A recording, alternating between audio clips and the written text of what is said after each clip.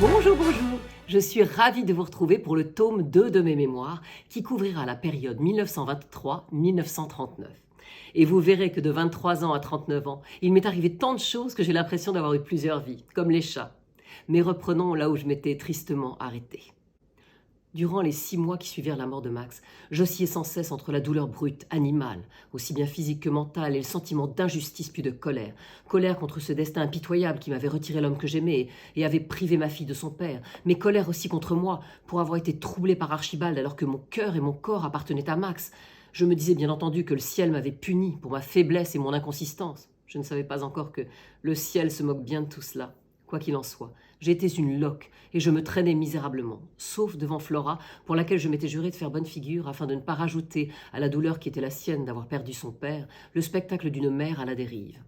Dès qu'elle rentrait de l'école, je me reprenais donc et je m'obligeais à jouer, rire et faire des blagues qui ravissaient une petite fille de 4 ans.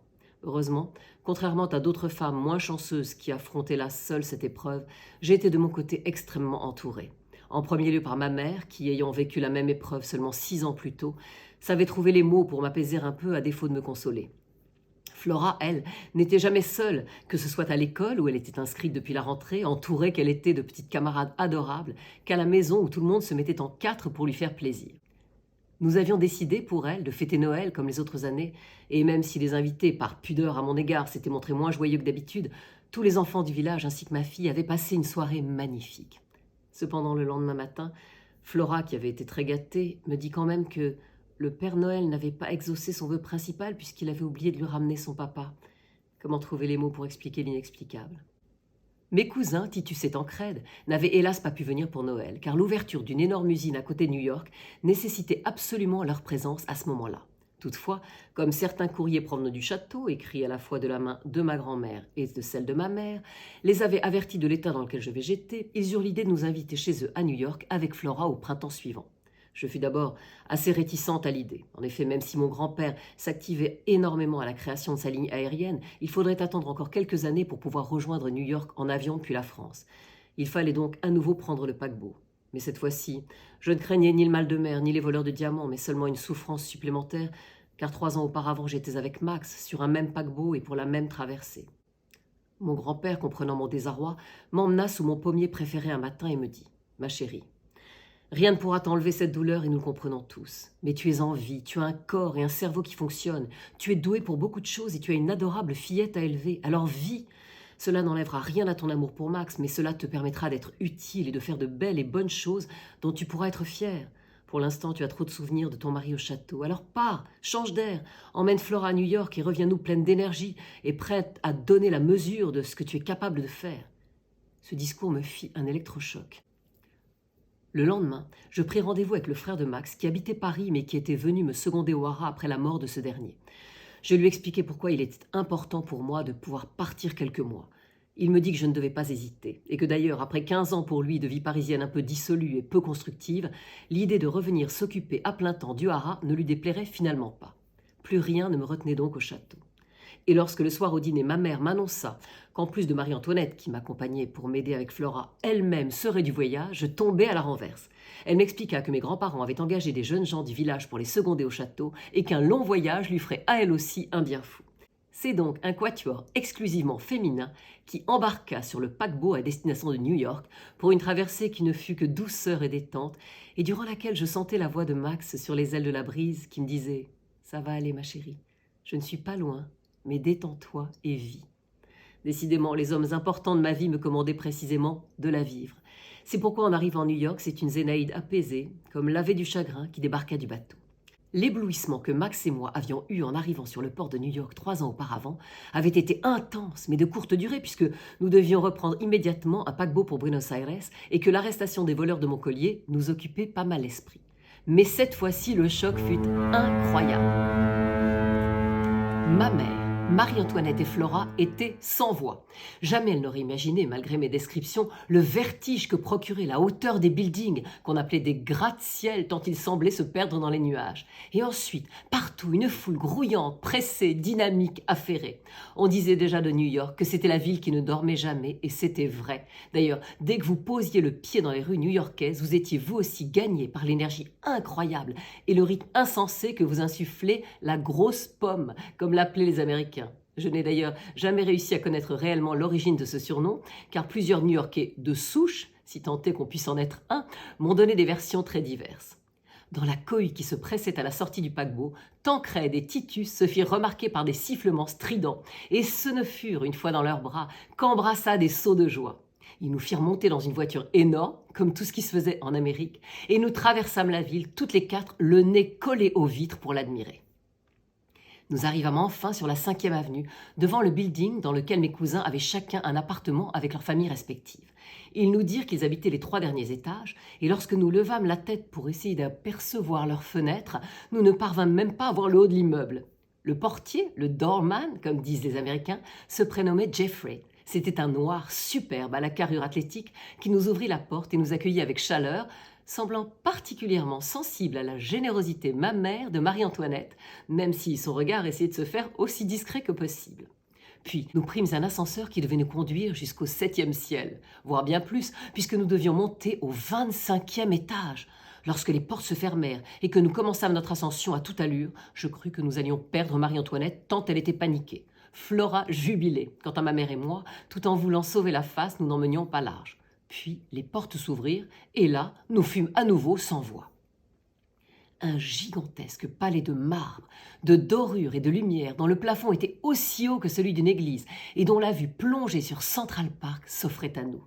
3 étages posés dans le ciel de New York, conçus par un architecte de génie et décorés dans un goût un peu tape à l'œil pour les Français, mais tout à fait cohérent pour cet endroit insensé. Titus et Tancrède nous expliquèrent que leurs affaires marchaient très bien, on l'aurait deviné, et qu'ils avaient donc décidé d'acheter dans cet immeuble qui venait d'être construit pour s'y installer avec leur famille. Titus avait donc le premier des 3 étages avec sa femme et ses enfants, Tancrède occupait le second avec sa famille à lui, et le dernier étage était réservé à leur bureau.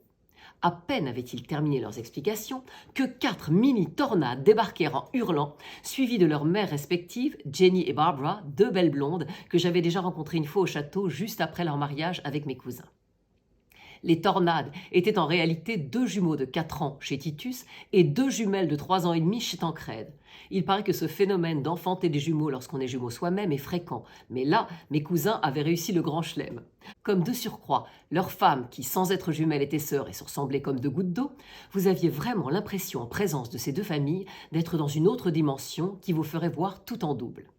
À la minute où Flora rencontra la bande des 4, comme nous appelâmes vite les 2 paires de jumeaux, elle fut subjuguée. Elle-même étant comme ma mère et moi enfant unique, elle avait l'impression enfin de faire partie d'une grande fratrie.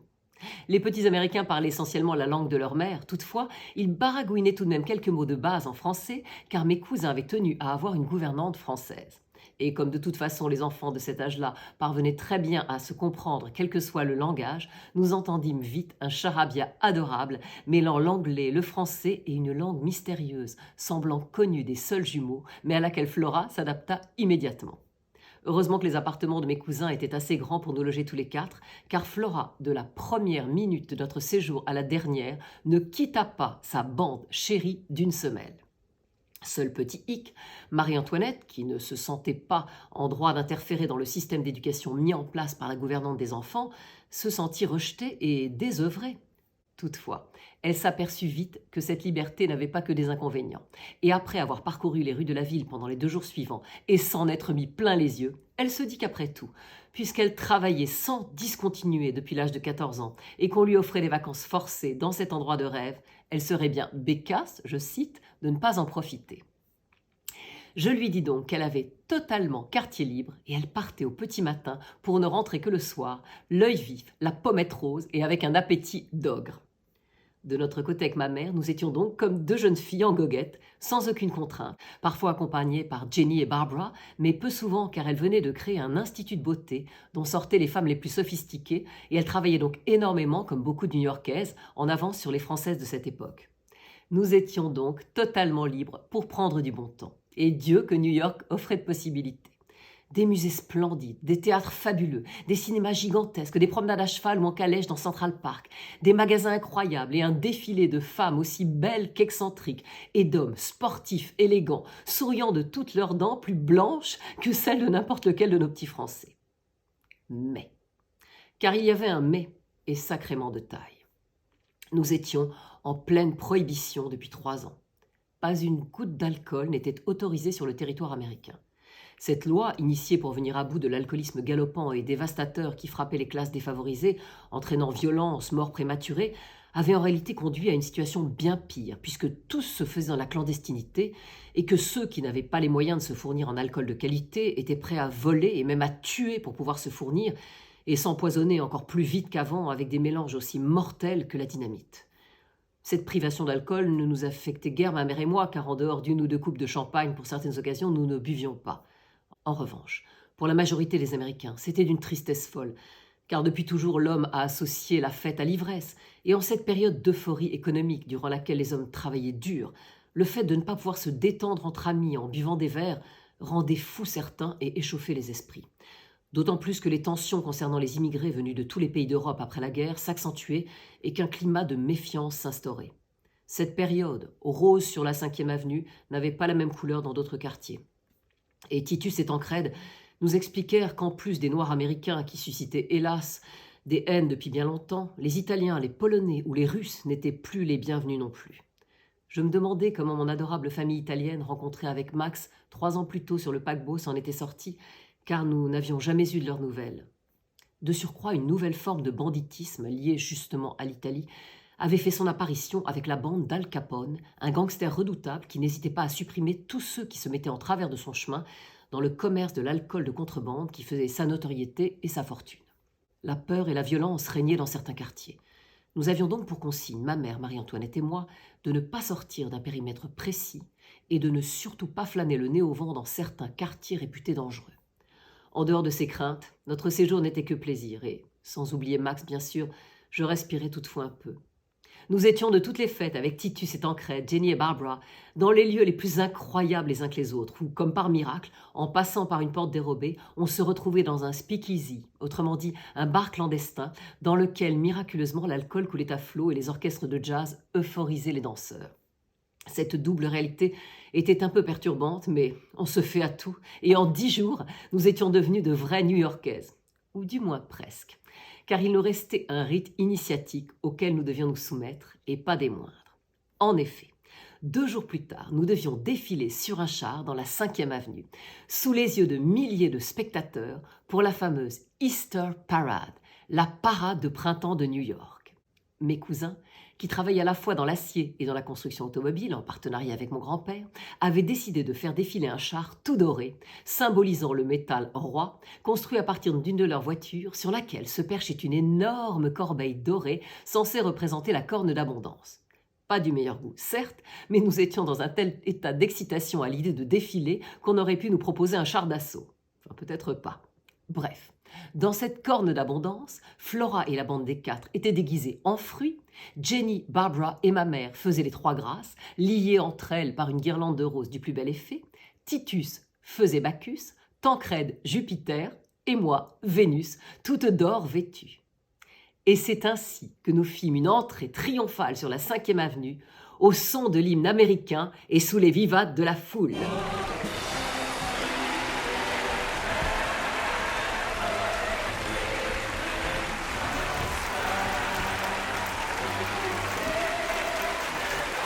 Oui Archie, oui l'hymne écossais est très beau aussi. Crise de jalousie en vue. Alors je vous dis à très vite pour la suite de mes aventures. Au revoir, au revoir.